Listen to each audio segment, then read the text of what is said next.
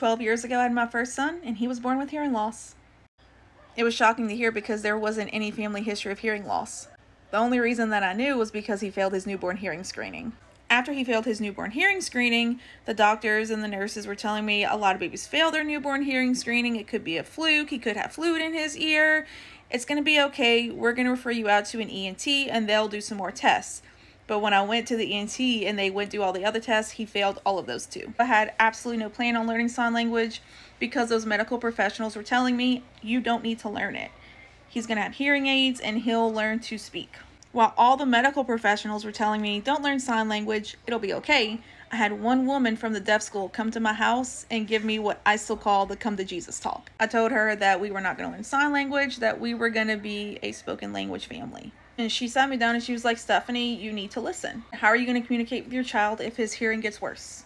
The hearing aids don't work. What if the hearing aids break? What are you going to do? How are you going to communicate with your child? Because at the end of the day, that is what is the most important thing. And because of that one conversation, my entire perspective changed. I told her, I said, okay, let's try.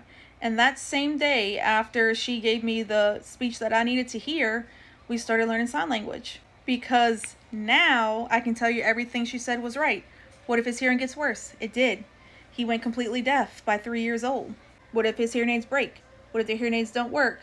Both happened all the time until he got his cochlear implants. He would break them, he would chew them, he would throw them, he would lose them. It was an endless cycle of losing the hearing aids, breaking them, getting a replacement, and in the interim, you don't have a working pair of hearing aids. Then I had my second son who also was born with hearing loss. And while I didn't think it would happen twice, when my second son was born, I was like, okay, he has hearing loss. I know exactly what I need to do at this point.